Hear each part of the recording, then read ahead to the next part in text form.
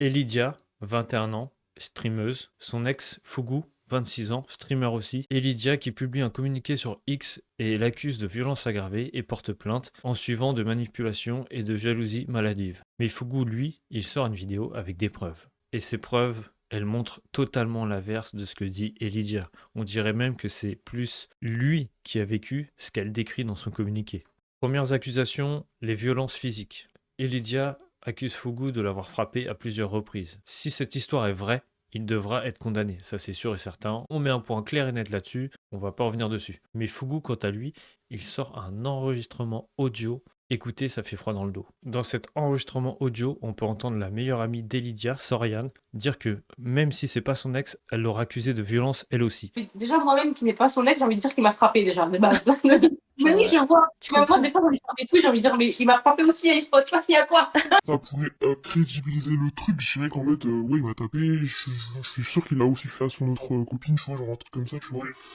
Je dis pas qu'il t'a frappé. Si tu veux, en fait, le truc, c'est que là, ce que tu nous dis, c'est que ça peut faire en sorte que de mettre un terme à l'histoire. Il est cancel à vie sans mettre en danger Célia, tu vois. Joue avec les mots, il dit pas qu'il t'a frappé, tu dis qu'il a été violent physiquement avec toi, mais que tu crois qu'il a frappé aussi son ex, tu vois. Je suis désolé, j'ai pas entendu la fin. En gros, bah, t'en répètes. J'ai dit, peut-être que ça passe si tu réponds, il a été violent psychologiquement avec moi, mais je pense que celle d'après, il l'a effectivement frappé, quoi. Mais ouais. Ok, ok. Au pire, qu'il meurt. Comment? Elle a dit au pire qu'il meurt. Ah ben, Ah, vraiment. Vous avez entendu? Elle le pousse à mentir clairement, à accuser Fugu de violence alors qu'il serait innocent. Je suis allé me renseigner sur cette Soriane et j'ai pu découvrir des choses inimaginables. Elle a accusé son ex de viol et l'a fait virer de son travail. Et tout ça, c'était faux. Écoutez. j'ai l'impression que c'est le meilleur play. Hein. Moi, c'est ce que j'ai fait avec mon ex. J'ai fait genre que j'étais pote avec son pote pour qu'il me donne des infos. J'ai appelé son taf et voilà. Hein. J'ai dit que c'était un violeur et fin de l'histoire. Hein. Ah ouais, putain. Eh, la vengeance d'un ex, c'est sur le long terme. Effectivement. Mais attends, moi, j'ai même pas fini en plus. Hein. Je suis sur tous les fronts. Donc on a la meilleure amie d'Elidia avec un historique de fausses accusations qui pousse maintenant Elidia elle-même à faire pareil. Est-ce que Elidia ne serait pas manipulée par son entourage? On va parler de la deuxième accusation qui est la jalousie professionnelle. Elidia dit que Fugu était jaloux de son succès, qu'il l'a rabaissé constamment. Mais là encore, Fugu sort un enregistrement, la voix d'Elidia. Elle avoue qu'elle était hystérique, qu'elle était jalouse de lui. Et en gros, j'étais devenue folle et il m'avait filmé. Et du coup, j'étais allée sur son tel pour la supprimer. Ouais, ouais. Et du coup, j'étais devenue complètement folle et genre, je hurlais. Je disais, j'en peux plus, j'en peux plus, j'en peux Ouais, plus. ma pauvre. Donc, je pense qu'il parlait de cette vidéo. Et parce qu'en fait, j'étais devenue complètement hystérique. Ouais, bah ouais. Attends, mais comment il a la vidéo si je l'ai supprimée de son tel? Je sais pas, supprimé récemment? Moi, j'ai tout supprimé, gros. Même dans récemment? Ouais. Je te coupe. Mais la vidéo, pour moi, c'est la vidéo où tu deviens folle en mode. Tu peux Mais ça veut dire qu'il l'avait enregistré quelque part. Tu peux juste un câble devant un miroir parce qu'il te rend folle. Mais gros, je hurle de baiser, hein. Mais je pourrais toujours dire qu'il m'avait. Tu disais quoi? Je hurlais. Je hurlais, gros. Donc là, on vient de l'entendre, elle avoue qu'elle était hystérique, qu'elle était jalouse de lui. Elle dit elle-même qu'elle avait supprimé la vidéo de son téléphone. Imaginez que c'était prévu qu'elle l'accuse comme ça. Par rapport à la réaction qu'elle a eue de savoir qu'il avait la vidéo. C'est bizarre. Mais attendez une seconde. Parce que moi, je me suis posé une question. Je me suis dit, elle faisait des streams quand même. Elle streamait avec Squeezie, Bagheera, Flamby, Locklear, etc. Squeezie, c'est un des plus gros. On peut se permettre de se dire qu'elle perçait. Elle avait du succès. Alors la question que je me pose, c'est pourquoi elle était jalouse de lui. Et je me dis aussi, si on retourne la situation, peut-être que lui aussi, il était jaloux d'elle.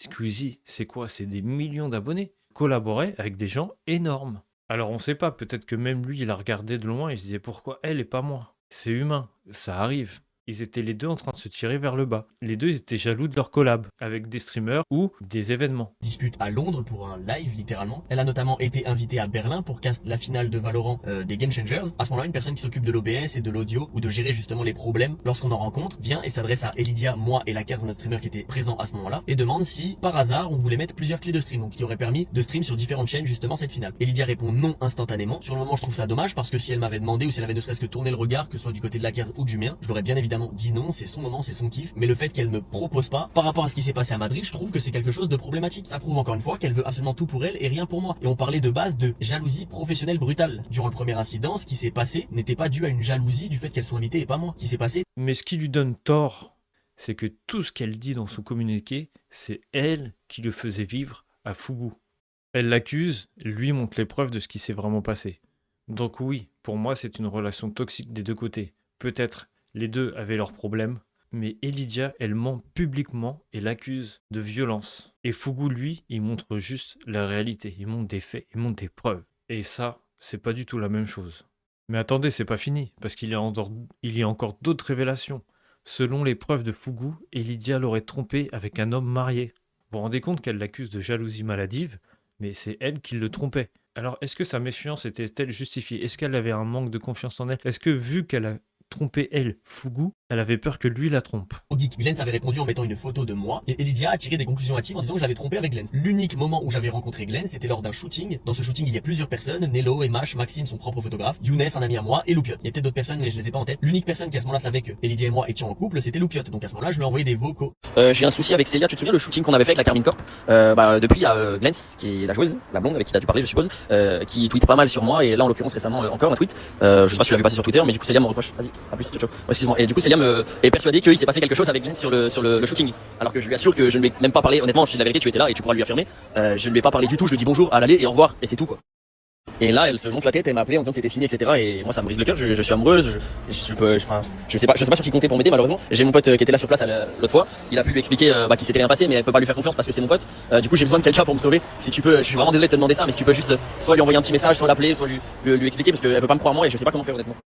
Je suis vraiment désolé de te demander ça. Ça peut paraître absurde et tout. J'espère que tu comprendras, mais je sais pas pourquoi elle est persuadée que depuis ce jour-là, il se passe quelque chose entre Glens et moi. Je lui parle pas, je ne la mentionne pas. J'ai répondu une fois à un tweet où elle avait parlé de moi, c'est tout. Genre mais rien de spécial, rien de bizarre, tu vois.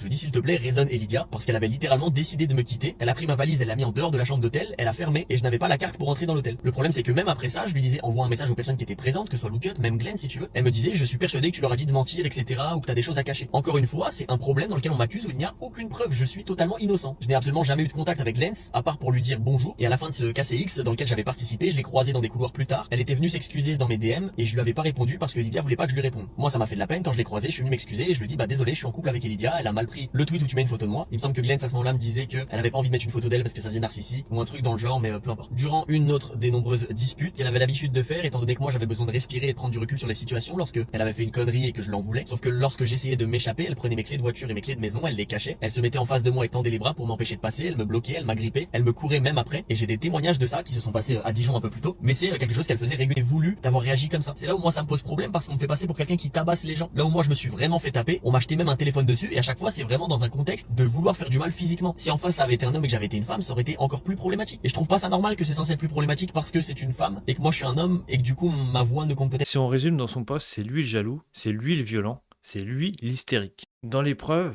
tout ce que je viens de dire, c'est elle. L'inversion, elle est totale. Elle accuse Fugu de tout ce qu'elle faisait. Maintenant, si vous voulez mon avis, moi ce qui me choque, c'est la facilité qu'on a à détruire une vie aujourd'hui. Même si t'es innocent, même si t'as des preuves, ta réputation, elle est détruite. Et ça, pour moi, c'est inacceptable. Et on en parle de l'impact sur les vraies victimes. À cause de ce genre de fausses accusations, elles seront moins crues avec ces histoires. Mais est-ce que toutes les relations sont parfaites? Peut-être que lui aussi avait des moments de jalousie. Quand elle a fait la vidéo avec Flamby, il l'a dit. Donc, à mon avis, il y a bien des torts des deux côtés. Mais quand je vois les preuves, un historique montrant les accusations d'Elydia qui sont fausses, Fugu est peut-être pas parfait, mais je pense qu'il est innocent de la plainte que Elydia l'accuse. Et je pense qu'Elydia, avec son entourage toxique, elle a menti à cause de sa meilleure amie qui la manipule. Je pense que sa meilleure amie la manipule. Parce que faire de fausses accusations, c'est un crime. Donc voilà l'avis d'un simple citoyen qui a regardé les faits. Maintenant, dis-moi ce que toi t'en penses en commentaire. Si t'as aimé cette vidéo, abonne-toi, partage cette vidéo et on se dit à dimanche 18 h pour une prochaine vidéo.